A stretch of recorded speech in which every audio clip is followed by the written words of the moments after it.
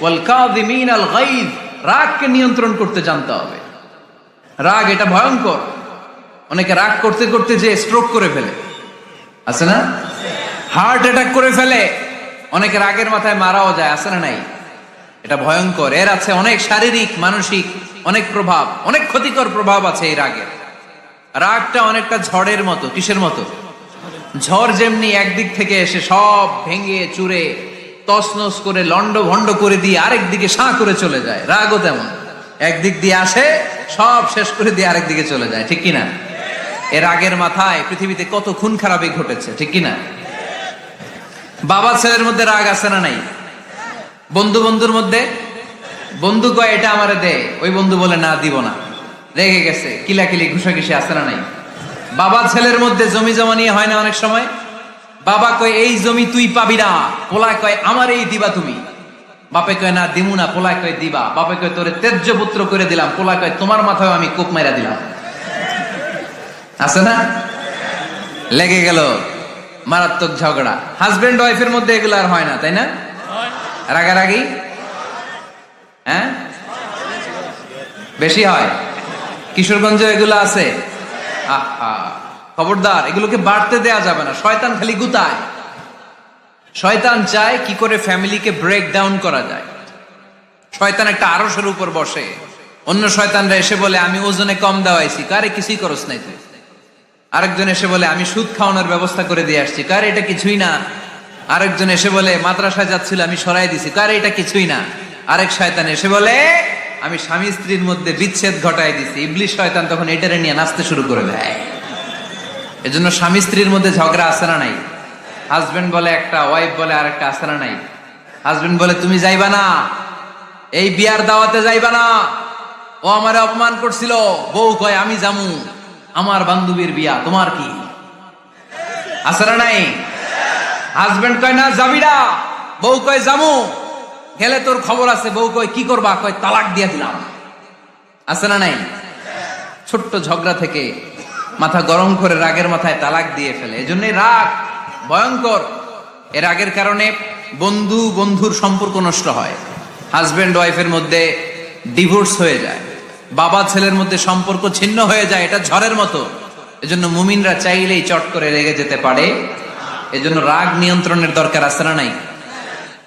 এজন্য আল্লাহ বললেন والذين ينفقون أموالهم في سبيل الذين ينفقون في السراء والضراء والكاظمين الغيظ والعافين عن الناس। মুমিন বান্দার মুত্তাকিদের প্রথম গুণ দান করে, মুত্তাকিদের দ্বিতীয় গুণ তারা রাগকে হজম করে। সুবহানাল্লাহ পড়ে।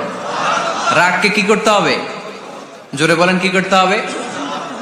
আল্লাহ রাসূল বললেন লাইসা শাদীদু বিসসুরা, কুস্তি খেলে যে অন্যকে মাটিতে শুইয়ে দিতে পারে সে আসল শক্তিশালী না। ইন্নামাশ শাদীদুল্লাযী ইয়ামলিকু নাফসাহু ইনদাল গাদাব, রাগের মাথায় যখন নিজেকে যে নিয়ন্ত্রণ করতে পারে আল্লাহর কাছে ওই ব্যক্তিটাই শক্তিশালী। কুস্তি খেলে আরেকজনের শোয়াই দিলেন, এ শক্তিশালী না। বরং শক্তিশালী তো সে যে রাগের সময় নিজের উপর নিয়ন্ত্রণ রাখে। He can control himself in the time of anger. যখন সে রেগে যায় তখন সে নিজেকে নিয়ন্ত্রণ করতে পারে, সেই শক্তিশালী। কুস্তি খেলে আপনি হোতায় দিলেন আরেকজন, আপনি শক্তিশালী না। এজন্য রাগকে নিয়ন্ত্রণ করতে রাজি আছেন তো? এক সাহাবী এসে বললেন ইয়া রাসূলুল্লাহ আউসিনি ইয়া রাসূলুল্লাহ, ও নবী আমারে নসিহত করেন, আমারে কিছু উপদেশ দেন। বিশ্বনবী বললেন লা তাগদাব, তুমি রেগে যেও না। সাহাবী বললেন আরেকটা উপদেশ দেন। বিশ্বনবী বললেন লা তাগদাব, রেগে যেও না। সাহাবী বললেন ও নবী আরেকটা উপদেশ দেন। বিশ্বনবী তৃতীয়বারের জন্য বললেন ও সাহাবী তুমি রেগে যেও না, লা তাগদাব, রেগে যেও না। কারণ রেগে গেলেন তো হেরে গেলেন, রেগে গেলেন হেরে গেলেন। অনেকে আপনারা রাগাতে চাইবে নানা ভাবে, কিন্তু আপনি রাখবেন না। আপনার সাথে ঝগড়া করতে চাইবে, পায়ে পাড়া দিয়ে ঝগড়া করতে চায়, এরকম আছে না নাই? আপনারা রাগাতে চায়, ফুসলাতে চায়, কিন্তু মুমিনরা মুত্তাকিনরা তারা যেন তেন কোনো কারণে রেগে যায় না, তারা তাদের রাগকে হজম করে। আলহামদুলিল্লাহ পড়ে। আল্লাহ রাসূল সাল্লাল্লাহু আলাইহি ওয়াসাল্লাম কখনো রাখতেন না, কখনো না। ওনার উপর অনেক অত্যাচার হয়েছে, উনি রাগেন নাই, উনি ক্ষমা করে দিয়েছেন। কি করেছেন? আল্লাহ রাসূল সাল্লাল্লাহু আলাইহি ওয়াসাল্লাম যখন মক্কায় নামাজ পড়তেন, আল্লাহ রাসূল সাল্লাল্লাহু আলাইহি ওয়াসাল্লাম যখন রুকুতে যেতেন, সিজদায় যেতেন, পিঠের উপরে পচা উটের নাড়ি ভুঁড়ি চাপিয়ে দেয়া হতো। আল্লাহ রাসূল কখনো রেগেছেন? কথা বলেন। তায়েফের ময়দানে দাওয়াত দিতে গেলেন, পাথর মারা হলো, তিনি রেগেছেন? বাড়ি থেকে বের করে দেয়া হলো, বাধ্য হয়ে মক্কা থেকে মদিনায় হিজরতে গেলেন, মক্কার দিকে তাকিয়ে তাকিয়ে চোখের পানি ছাড়লেন আর বললেন, মক্কা তু আহাব্বুল বিলাদ ইলাইয়া, আমার কাছে সবচেয়ে প্রিয় শহর মক্কা শহর। লাউলা উখরিজতু লামা খারাজতু, আমার যদি বের করে দেয়া না হতো মক্কা থেকে জীবনে কোনোদিন আমি বের হতাম না। তারপরেও বিশ্বনবী রাগেন নাই। ব্ল্যাক ম্যাজিক করে 6 মাস বিশ্বনবীকে অসুস্থ করে রাখা হয়েছে, তিনি রাগেন নাই। আল্লাহ রাসূল সাল্লাল্লাহু আলাইহি ওয়াসাল্লাম একবার উটের উপর চড়ছিলেন, ইন দ্য মিন টাইম এক বেদুইন এসে বিশ্বনবীর গায়ের চাদর ধরে টান দিলেন। হাদিসের বর্ণনাকারী সাইয়েদনা আনাস রাদিয়াল্লাহু তাআলা আনহু, উনি বলেন, কুনতু আমশি মা রাসূলিল্লাহ, আমি একবার রাসূল সাল্লাল্লাহু আলাইহি ওয়াসাল্লামের সাথে হাঁটছিলাম, ওয়া আলাইহি বুরদুন নাজরানি গলিদুল হাশিয়া, আর রাসূল সাল্লাল্লাহু আলাইহি ওয়াসাল্লামের গায়ে ছিল চাদর। কি ছিল? আপনারা আজকে চাদর গায়ে দিয়ে আসছেন? কেউ আসছেন? অনেকে। এই যে আমরা চাদর গায়ে দেই, আমাদের চাদরের এই পাশে মাঝে মাঝে কিছু ডিজাইন করা থাকে না? নাজরান দেশ থেকে নিয়ে আসা বিশ্বনবীর ওই চাদরের এইখানে খসখসে ডিজাইন ছিল। তো আল্লাহ রাসূল যখন চাদর গায়ে দেয়া, ওই বেদুইন যখন চাদর টান দিয়েছে, ওই খসখসে ডিজাইন আল্লাহ রাসূল সাল্লাল্লাহু আলাইহি ওয়াসাল্লামের ঘাড়ের চামড়া ছিঁড়ে ফেলেছে। আসছিল ভিক্ষা করতে, বেদুইন আসছে কি করতে? ভিক্ষা চাওয়ার স্টাইল দেখেন, ভিক্ষা চাওয়ার স্টাইল দেখছেন? আল্লাহ রাসূল সাল্লাল্লাহু আলাইহি ওয়াসাল্লামের চাদর ধরে এমন টান মেরেছে, ওই খসখসে চাদরের দাগ বিষ্ণু সাল্লাল্লাহু আলাইহি ওয়াসাল্লাম ঘাড়ের মধ্যে বসে ঘাড়ের চামড়া ছিঁড়ে গিয়েছে।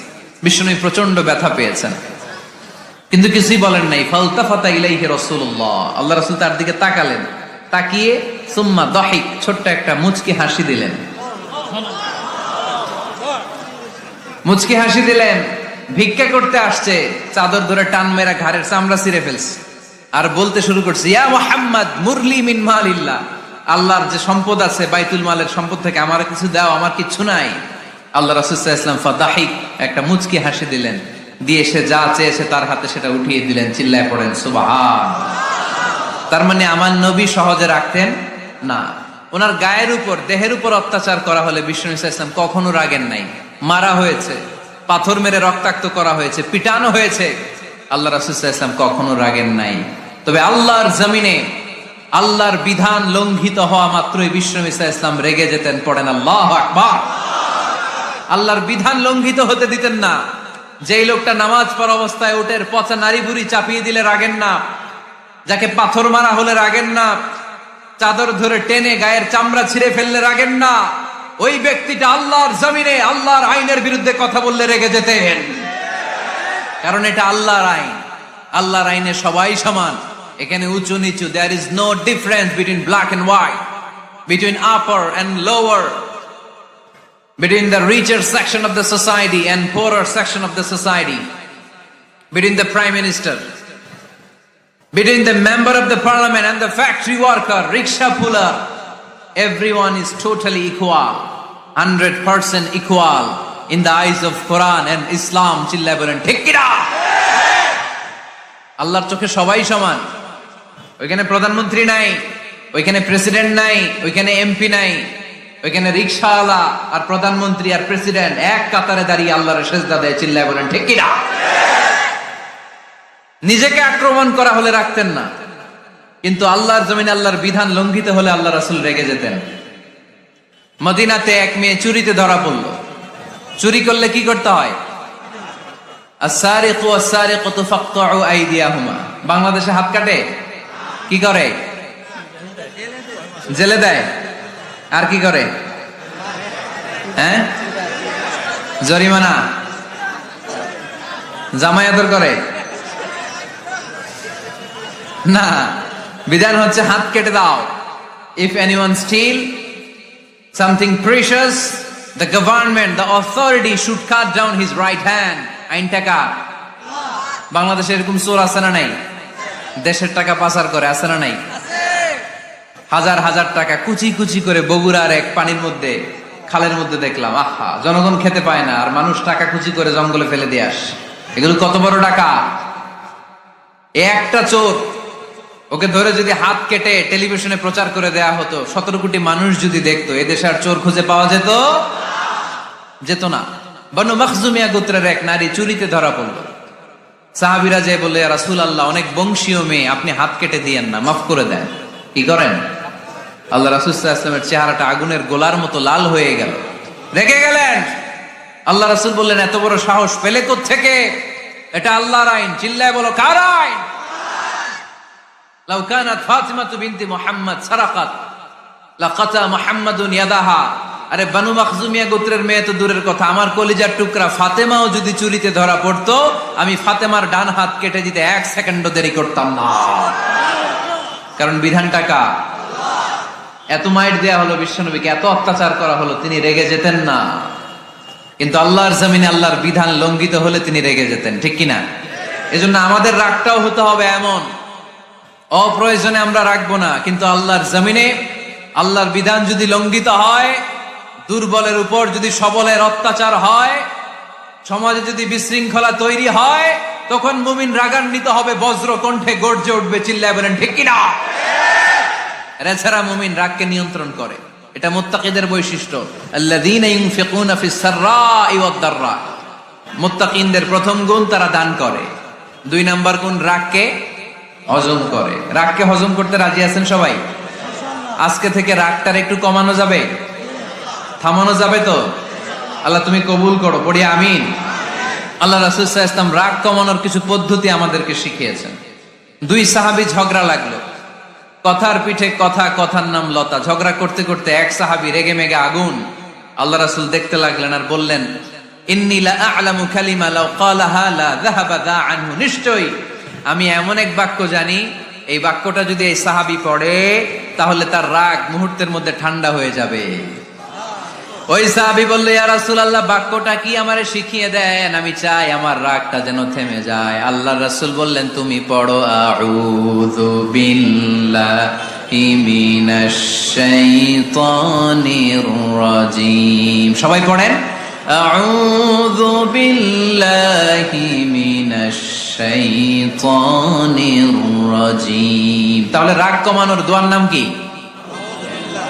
সবাই বলেন, আউযু বিল্লাহি মিনাশ শাইতানির রাজীম। এটা হচ্ছে 1 নাম্বার ফর্মুলা। এটা কয় নাম্বার মনে থাকবে? রাগ আসলে এই দোয়াটা পড়বো, মুহূর্তে রাগকে ঠান্ডা করে দিবে কে? 2 নাম্বার ফর্মুলা হচ্ছে, বেশি রাগ চলে আসলে আপনি চুপ থাকবেন। Keep quiet, keep silent, cool down, relax করেন, থামেন। অশ্রাব্য ভাষায় গালিগালাজ করবেন না। অনেকে রেগে গেলে গড় গড় করে কি যেন বলে, গালিগালাজ করে, 14 গোষ্ঠী উদ্ধার করেছেন, আছে না নাই? না, এই গালিগালাজ যখন কন্টিনিউ করবেন আরো বাড়তে থাকবে আপনার রাগ। আপনি একটু থামেন, stop, relax and keep quiet. ইদা গাদিবা আহাদুকুম ফালিয়াসকুত, বলেছেন মুহাম্মদ সাল্লাল্লাহু আলাইহি ওয়াসাল্লাম। তোমাদের কেউ যখন রেগে যায়, সে যদি রাগ থামাতে চায়, সেজন্য চুপ থাকে, সেজন্য কি থাকে?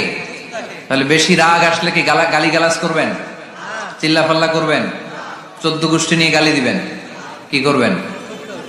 চুপ থাকবো। কি থাকবেন? মনে থাকবে?